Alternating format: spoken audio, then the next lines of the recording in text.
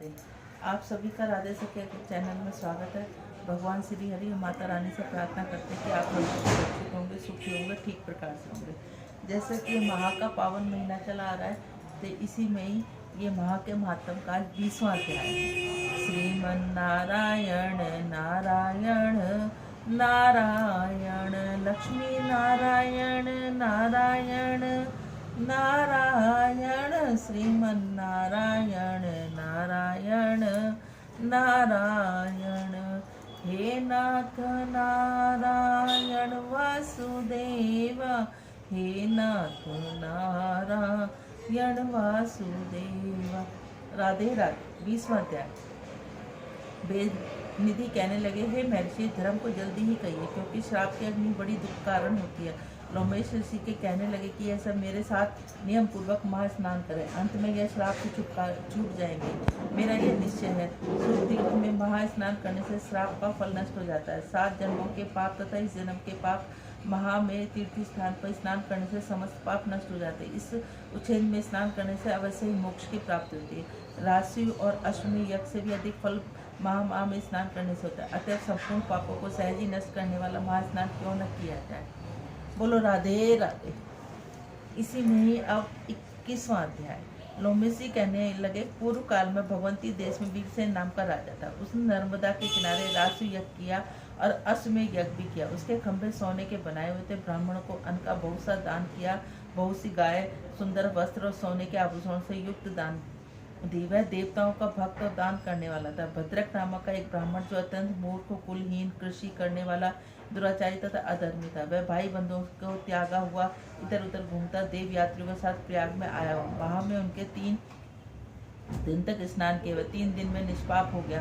फिर वह अपने घर को चला गया। वह ब्राह्मण और राजा दोनों एक ही मृत्यु को प्राप्त हुए। मैंने इन दोनों को बराबर इंद्रलोक में देखा। तेज, रूप, बल, स्त्री, वस्त्र, आभूषण दोनों के समान था। ऐसा देखकर उसके महात्म को यह कहा जाए, राशियोग करने वाला स्वर्ग को सुख भोग कर फिर जन्म लेता है, परंतु संगम में स्नान करने वाला जन्म मरण से रहित हो जाता है। गंगा और यमुना के संगम की हवा के साथ ही बहुत से दुख नष्ट हो जाते हैं। अधिक महा क्या कहें।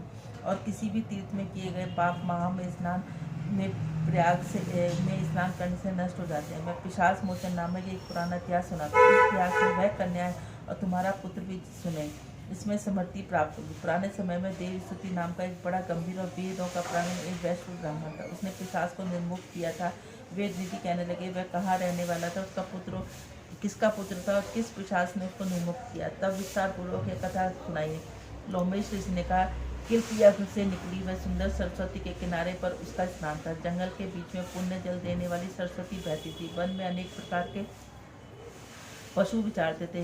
उस ब्राह्मण के श्राप के भय से पवन भी बहुत सुंदर चलती थी तथा समय पर वर्षा भी बरसती थी। वह वन चैतन्य रथ के समान थी। उस जगह आश्रम में धर्मात्मा देवश्रुति रहता था। उसके पिता का नाम सुमित्र था। वह लक्ष्मी के वरदान से उत्पन्न हुई थी। सदैव आत्मा में स्थिर रहता। गर्मी में अपने नेत्र सूर्य की तरह रखता। वर्षा में खुली जगह पर तपस्या करता। हेमंत ऋतु में शाश्वत सरोवर में बैठा था और त्रिकाल संध्या करता। जितेंद्र सत्यवर्ती भी था। आपसे आप गिरे हुए फल और पत्तियों का भोजन करता था, इसलिए शरीर सूखकर केवल हड्डी मात्र रह गई। इस प्रकार के तप करते हुए हजारों वर्ष बीत गए। तप के प्रभाव से उसका शरीर अग्नि के समान प्रज्वलित था। विष्णु की प्रसन्नता से वह सब कार्य करता। दिदिची ऋषि के वरदान से वह श्रेष्ठ वैश्य हुआ। एक समय ब्राह्मण ने बैसाख महीने में काशी को हरि पूजन कर अपनी सुंदर स्तुति विनती करी। उसकी विनती सुनकर भगवान उसी समय गरुड़ पर चढ़कर उनके पास आए। चतुर्भुज, विशाल नेत्र, मेघ जैसा रूप, भगवान को स्पष्ट देखकर प्रसन्नता के मारे उनकी आंखों में आंसू भर आए। कृत होकर भगवान ने प्रणाम किया और अपने शरीर को भी याद न रखा, भगवान के ध्यान में लीन हो गए। तब भगवान ने कहा, हे देवश्रुति, मैं जानता हूँ तुम मेरे परम भक्त हो, मैं तुमसे अति प्रसन्न हूँ, तुम वर मांगो। इस प्रकार भगवान के वचन का प्रेम के मारे लड़खड़ाती वाणी में कहने लगे, हे देव ऋषि, अपनी माया से शरीर त्याग धारण करने वाले आपका दर्शन देवताओं के लिए भी दुर्लभ है। अब आपका दुर्लभ दर्शन भी हो गया, मुझे और क्या चाहिए। मैं सदैव आपकी भक्ति में लगा रहा हूँ। भगवान उसके वचन सुनकर कहने लगे, ऐसा ही होगा। तुम्हारे तप में कोई बाधा नहीं होगी। जो मनुष्य तुम्हारे कहे हुए स्रोत को पड़ेगा, उससे मुझ में अचल भक्ति होगी। उसके धर्म कार्य स्वयं आंग होंगे और उसकी ज्ञान की परनिष्ठा होगी। बोलो राधे राधे। श्रीमन नारायण नारायण नारायण लक्ष्मी नारायण नारायण नारायण श्रीमन नारायण नारायण नारायण।